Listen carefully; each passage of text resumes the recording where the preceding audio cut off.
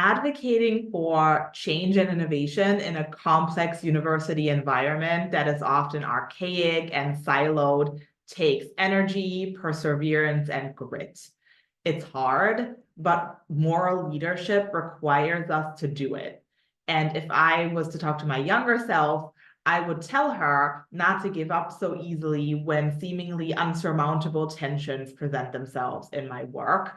My role as a leader is to be a bridge builder, and moral leadership is about bridge building, not about taking a position and refusing to change my perspectives. And I think some concrete examples of that often revolve around mission on the one hand and revenue on another.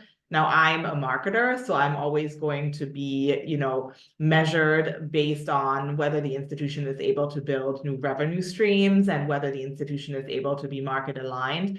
But oftentimes in a leadership role, I have counterparts who are more tasked with protecting the integrity of the mission. So for example, a provost might say, Suzanne, you think that we should have partnerships with institutions or ed tech startups that are going to allow us to offer new majors very quickly without hiring our own faculty and taking all this risk upon ourselves.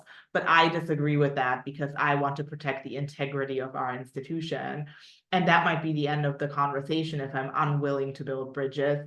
It is upon me at that point to work with that provost to help him or her see what's happening in the market. I can do that in 3 concrete ways. I can go to them and say, here's the research, look at what our competitors are doing, look at what the labor market is doing, look at what the students want, here's the data. The second thing is to work with them directly to create a presentation or a pitch that really compromises between our different perspectives, but to not relent until we have come up with concrete ideas that do bridge that gap.